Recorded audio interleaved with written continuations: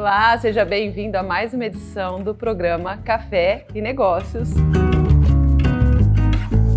Hoje com a nossa convidada, Liseila Martingo. Liseila, seja muito bem-vinda. Eu vou pedir para você se apresentar a sua formação. Eu sei que é como a minha administração. O que mais? Então, minha formação é em administração de empresas e em ciências econômicas. Também tenho uma especialização em metodologia didática no ensino superior e mestre em enfermagem. Agora estou tentando um doutorado em ciências da saúde. Você sempre gostou de dar aula mesmo? Não é que eu gostava de dar aula, né? É que eu acho que é desafiador. Eu gosto de coisas que não sejam monótonas, né? Eu trabalhei muito tempo na empresa da minha família. E que, aliás, foi o que me deu condições de começar a dar aula, porque minhas disciplinas são profissionalizantes, né?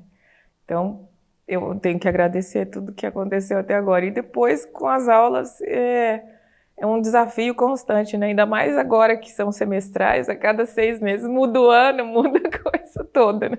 Muda o conteúdo, muda as disciplinas. Ô, Liz, eu vou te chamar de Liz. Por favor, fica à vontade. Eu gostaria que você contasse um pouquinho do começo da sua trajetória, a gente ter uma noção, assim, como que foi escolher a carreira, a formação em administração, né? A gente conversa aqui com pessoas, às vezes, que estão pensando na carreira, na formação, né? Se vai para a área empresarial, como é que foi escolher a administração? Então, assim, acho que foi muito natural, porque como meu pai tinha uma empresa na área de comércio, prestação de serviços, né? Acho que é de família, né? Português e árabe tem essas coisas assim, né? Minha mãe é filha de árabe, meu pai era português. E aí essa coisa de lidar com gente sempre foi constante, né? Ter network, né? Meus pais sempre foram assim. Então, foi quase que natural ir para esse caminho. Depois que eu terminei, fui fazer economia porque era muito próximo de administração, né? Então, depois que eu fiz, eu fiquei trabalhando só na empresa, fazendo muitos cursos de desenvolvimento pessoal e tal. Que área que você trabalhava lá? Que área que você trabalhava? Tudo também? Eu passei por todas as áreas, mas a última área que eu estava é na área técnica, onde eu gerenciava o departamento técnico, né, de prestação de serviços. Então, juntava o pessoal do almoxerifado. O que era a empresa? Comércio e prestação de serviços em teleinformática.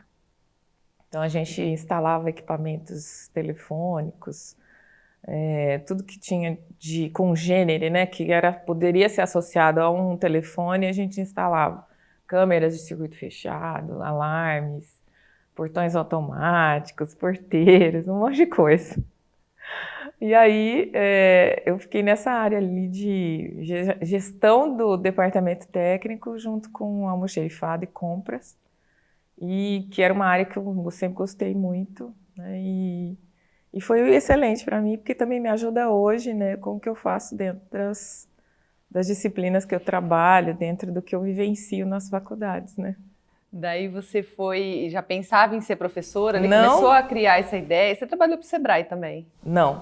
É que todo mundo achava que eu trabalhava para o Sebrae, porque pela empresa a gente estava sempre com a associação comercial.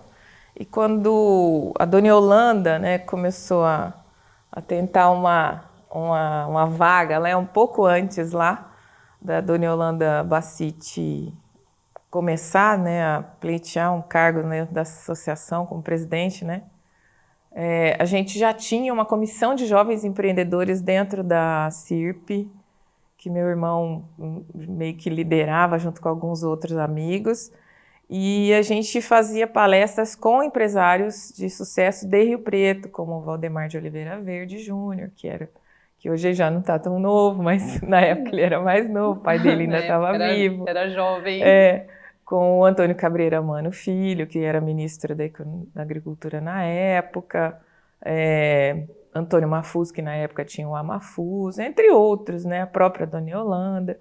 E eram 70, 90 jovens, né? Filhos de donos de empresas. De empresários que aqui da estavam cidade. ansiando em tentar querendo tentar assumir o negócio da família. E aí começa essa discussão lá dentro, a Dona Yolanda vai pro pleito lá junto com na Metala Tarraf na época e ganha. E aí a gente entra dentro da associação comercial atuando em várias áreas, né? Então eu passei a ir para atuar no Sindicato Comércio Varejista. E através do Sindicato Comércio Varejista eu fui para o Conselho Municipal de Turismo representando o sindicato. E aí eu comecei a fazer parte do Contur. E veio o Contunor, que era o conselho, um consórcio da região dos Grandes Lagos, e a implantação da municipalização do turismo, descentralização do turismo, e o SEBRAE, que era o órgão que estava fazendo toda essa, que replicava essa metodologia. Na época o gerente era o Fernando Bonvino, e eu conheci praticamente a região inteira, 139 municípios, que tinham vocação turística ou não, mas que faziam parte daquilo. E aí, como eu estava sempre com o pessoal do SEBRAE, o pessoal achava que eu trabalhava no SEBRAE. Mas não, foi porque eu gostava daquilo, né? Era bem legal. E foi por conta disso que o meu professor, ex-professor da Unirp, o Dr. Edmo Gabriel, que é dono da Unilago, me chamou para dar aula no 4º ano da primeira turma de turismo da Unilago, dando aula de administração de empresas turísticas. Foi onde você começou? Foi onde eu comecei. Liz, e aí você já tinha feito essa pós-graduação? Não, eu comecei justamente porque em 98, quando eu assumi essas aulas, eu falei, gente, eu só sei treinar a gente. Eu não sei dar aula, né? Você já dava palestra? Não, treinamento para cliente, para o pessoal da área comercial, da área técnica.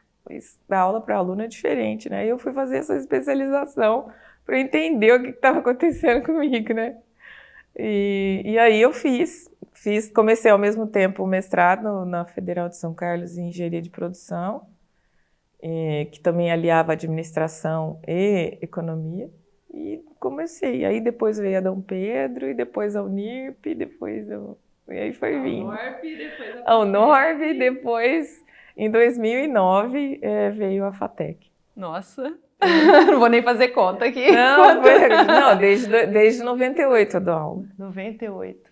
Desde 98. Acho que uns 22 anos, né? 24, sei lá. Nem lembro mais como é que faz conta.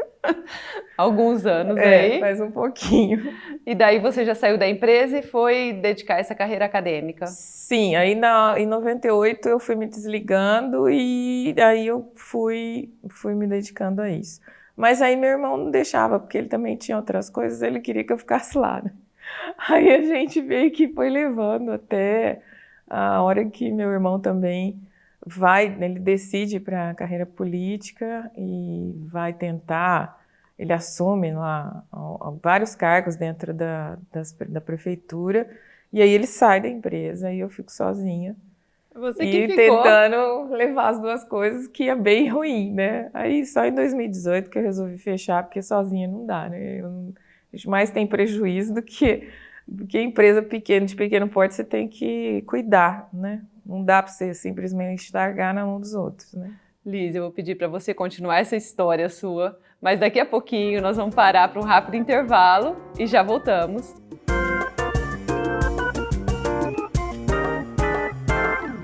Hoje nós estamos com o curso de Inter-Relação Periodontia, Prótese Dentística, e os alunos já estão nos módulos clínicos e os alunos estão executando esse caso clínico de reconstrução dos 6 dentes anteriores, um caso estético. Como vocês vão ver nas imagens, é um procedimento bem bacana, bem moderno, e além desse procedimento nós estamos fazendo também coroas e facetas em porcelana e procedimentos estéticos gengivais.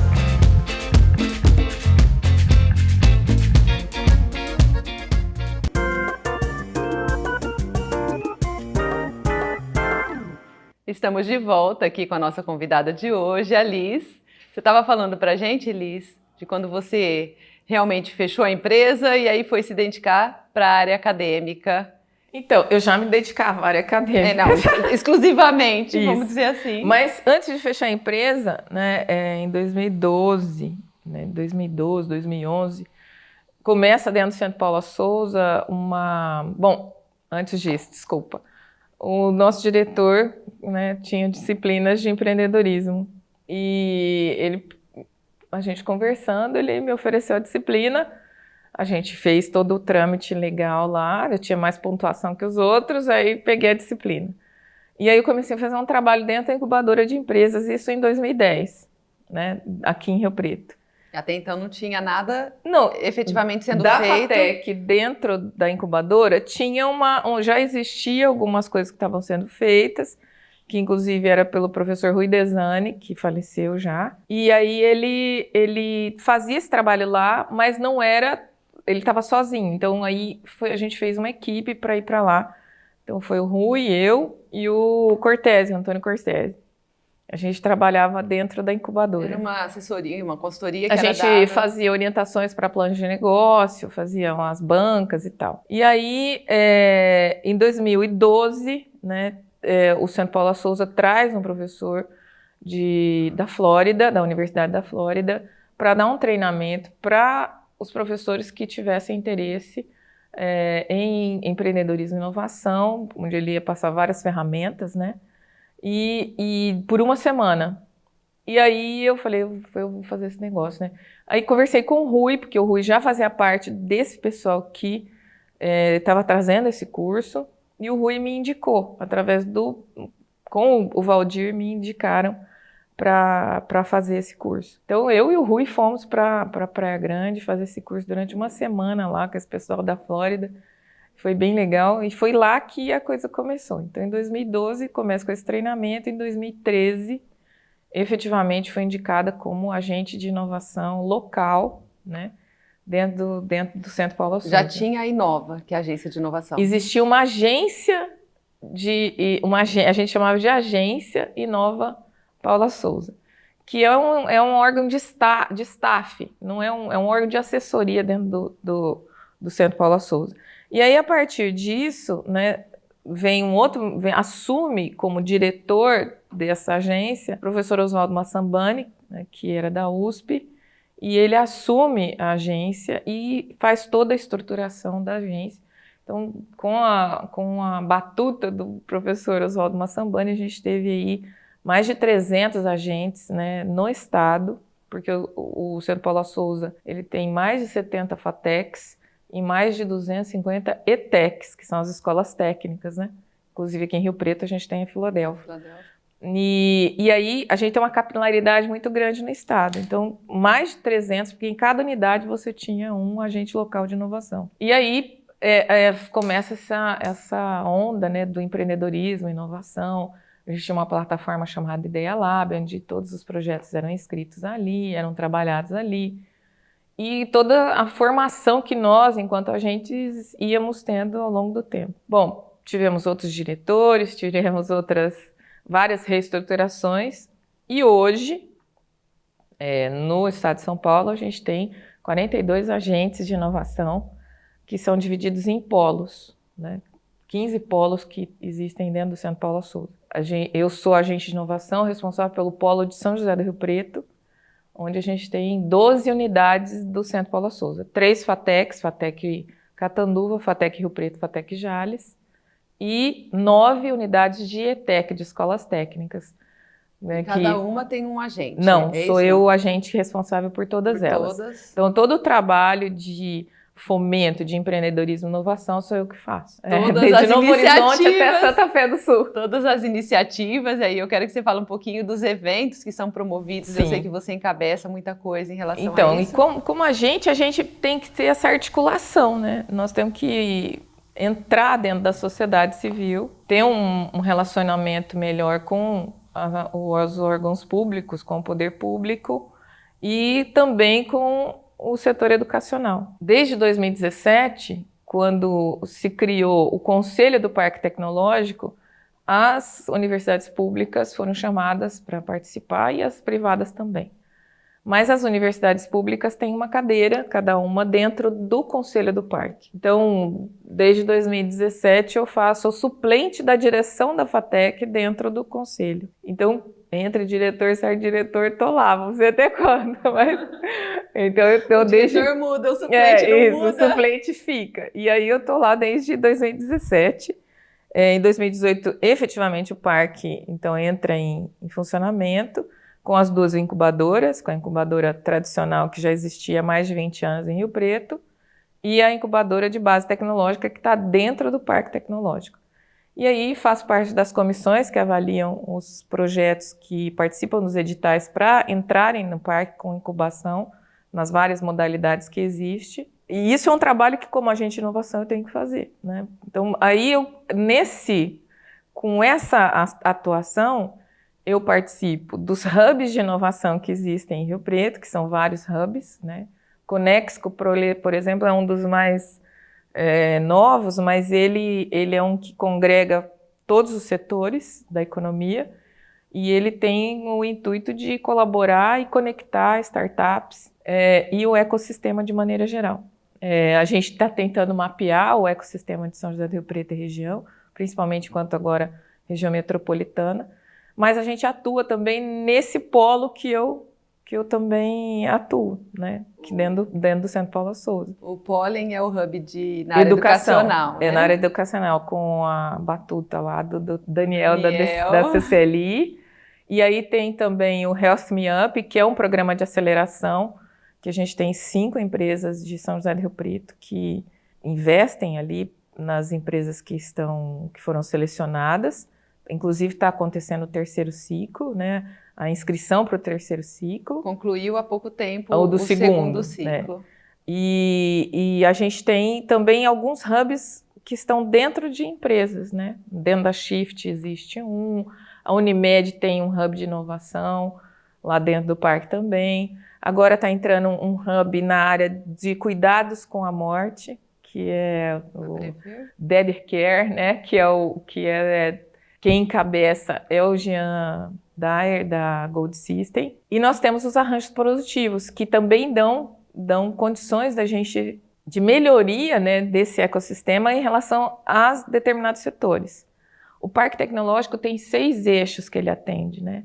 Ele atende o agronegócio, biotecnologia, biomedicina, design, química fina e tecnologia da informação e comunicação. Esses 6 eixos, nós temos 3 arranjos produtivos locais, que são os APLs, né? Setores, né? Empresas desses setores que existem e que estão funcionando em Rio Preto. Aliás, acho que é a única cidade do Brasil que tem 3 3 APLs funcionando. O primeiro é o de joias, que entra no eixo de design. A gente tem de tecnologia, que é a PET, com TI. De biotecnologia. E o de saúde e farma, que entra com biotecnologia e biomedicina, né? E agora a gente está aí numa fase com o pessoal da CAT, com o pessoal da Secretaria da Agricultura, com as cooperativas que tem aqui em Rio Preto, a Cooper Rio Preto, de hortifrutis, né? Tentando o reconhecimento ou de agricultura familiar ou de hortifruti. Então a gente tem uma movimentação bem grande em relação a isso. Eu vou pedir para você dar uma pausa aqui, nós vamos por um rápido intervalinho e já voltamos.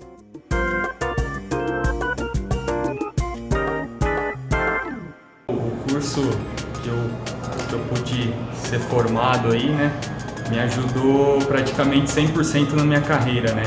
Eu me preparei para solucionar qualquer problema que eu poderia encontrar pela frente, né? Então, hoje eu estou apto a exercer a função de engenheiro eletricista, graças à instituição aí que eu formei.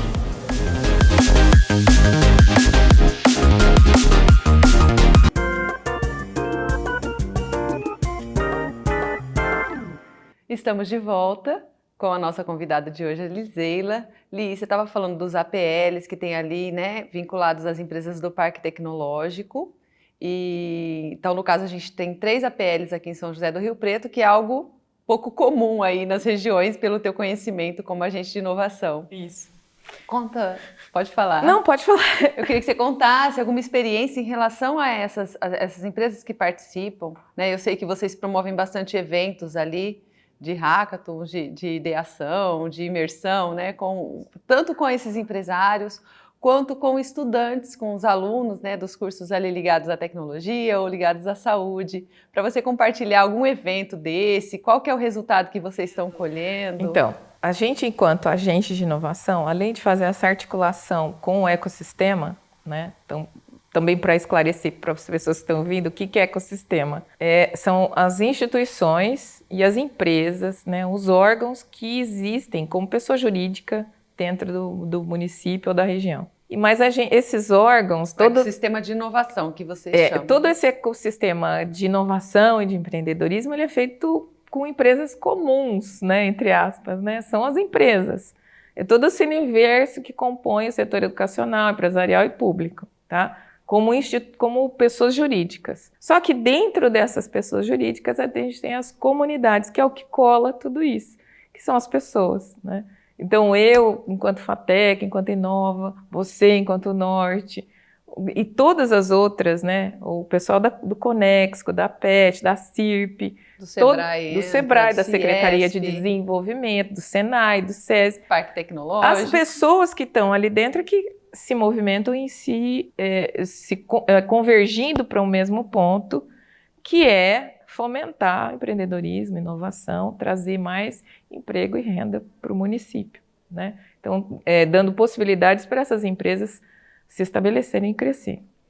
Além disso, né, que a gente faz, enquanto agente de inovação, eu tenho também que promover algumas coisas dentro do Centro Paula Souza, que são os hackathons. Então, a gente tem uma metodologia específica para hackathon, que envolve os ideatons, que são para ideias. Os hackathons são maratonas de programação, mas que eles podem ter algumas modificações, que não necessariamente precisa desenvolver um código. E os ideatons são uma maratona de ideias. Dessas duas possibilidades, você tem, você pode sair dali empresas, né? Que se tornam do que vai se tornar se tornam um CNPJ lá na frente. E aí, além dos hackathons e dos ideatons, a gente tem uma academia que dá cursos para as unidades do Centro Paula Souza, como para as comunidades. Então, para a comunidade de maneira geral. Então, o fato de eu vir aqui dar uma palestra, o fato de eu ir na Unip dar uma palestra, ou promover esses hackathons e ideatons em conjunto com as outras universidades e com outras empresas, né? Então, você pediu exemplos, né? Em 2019, antes da pandemia, nós fizemos o primeiro hackathon da saúde de São José do Rio Preto. Eu, representando a FATEC e a Inova, Luciano Impastaro pelo Sebrae, na época era o Willy Góes, que era o gerente do Parque Tecnológico, e a doutora Suzana Lobo pela FAMERP. E nós fizemos um hackathon na área da saúde. Tivemos lá 8 equipes, né? Ficaram 3 dias lá dentro, e nós tivemos o apoio da Shift, da WDG, que foi vendida para a IBM, das companhias da CIA Técnica, do próprio Parque Tecnológico, da Prefeitura, de outras empresas que agora me fugiu os nomes, mas foram algumas outras empresas que nos ajudaram a montar tudo isso, porque não é tão simples você fazer um hackathon presencial. Tinha lá mais de 90 pessoas. Né? Esses participantes eram o quê? Público das universidades? FATEC, Unesp, comunidade de maneira geral, alguns da Unirp, da FAMERP. E a gente trouxe também mentores, que são mentores relacionados à área específica da saúde, mas também que eram de empresas, porque eles precisavam ter também a área de TI envolvida, a área de gestão, a área de marketing. Então, a gente tinha um pool de mentores bem grande. Então, foi muito legal. Dali, 2 projetos foram para dentro da FAMERP para poder ser validado, né? E entrou a pandemia. Aí a gente começou a fazer os hackathons online, usando plataformas gratuitas como a do Discord. E o primeiro que a gente fez foi chamado de Hackatrouble. E ficou 3 dias, 24 horas, a gente ficava dando manutenção de madrugada, mentoria de madrugada. E tinha gente até do exterior. Fizemos em parceria com a AWS, com a Mural e esqueci outro nome lá, outra plataforma. Foram várias plataformas juntas, né? E foram todas as unidades de FATEC e ETEC envolvidas. Nós tínhamos mais ou menos umas 700 pessoas dentro da plataforma. Quantos grupos formaram? Eu perdi, eu não tenho esse número, eu não me lembro agora. Mas põe aí uma média de 5 pessoas em cada grupo, você vai ver a quantidade de grupos que tinha. E mentores, que a gente tinha, são mentores voluntários do mercado, até você, mentora e avaliadora da Inova, como vocês, a gente tem uma rede enorme do Brasil inteiro, então não necessariamente pessoas de São Paulo, mas do Brasil inteiro. Até por ser online também. Exato, que facilitou. Aí a gente teve vários outros hackathons e ideathons, todos online. E agora nós estamos retomando os híbridos. O último que nós fizemos online foi um que nós fizemos em nível nacional com o pessoal da saúde do Nordeste, do Centro-Oeste, do Sudeste e do Sul, onde a gente teve vários desafios, porque o foco era a segurança do paciente. E o último que nós fizemos agora foi em parceria com a Shift, que é uma empresa que desenvolve software para medicina diagnóstica, onde a gente fez híbrido. Tínhamos turmas presenciais e turmas online, porque foi aberto para o Brasil inteiro. Então, quem era de Rio Preto, região que queria vir, ficava dentro da própria Shift, e o resto tinha um pessoal de Espírito Santo, Rio de Janeiro, tinha gente de qualquer lugar, também online. Liz, fala só um pouquinho, a gente está caminhando aqui para o final do programa. Eu acho que é muito fantástico tudo isso que você promove, ajuda a promover e participa aqui, né? Faz muita diferença para o nosso município. Em todas essas instituições que você participa, eu queria até te perguntar mais coisas a respeito da Liz entrando aí na área da saúde, mas infelizmente a gente não tem muito tempo. Vai ficar para uma próxima, de repente você vem tomar outro café aqui com a gente. Para a gente poder fechar assim, você comentar assim, como é que você vê a profissional Lizeila, né, que vem ali da estrutura de empresa familiar, que a gente sabe que é algo comum na nossa região, né, no Brasil como um todo, as empresas elas vêm de base familiar, a grande maioria, e indo para essa área de empreendedorismo, indo para cá, eu olho para assim, a Lizeila para mim tem tudo a ver com empreendedorismo e com inovação, né? Como é que você pode transmitir uma mensagem para as pessoas que estão assistindo em relação como que uma pessoa pode atuar nessa área de inovação hoje? Acho que a mensagem principal é: não perca as oportunidades. Eu acho que essa é a mensagem principal.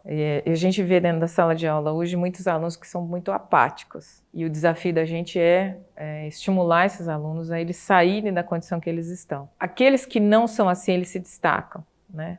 O emprego não é mais uma coisa tão certa de agora em diante, né?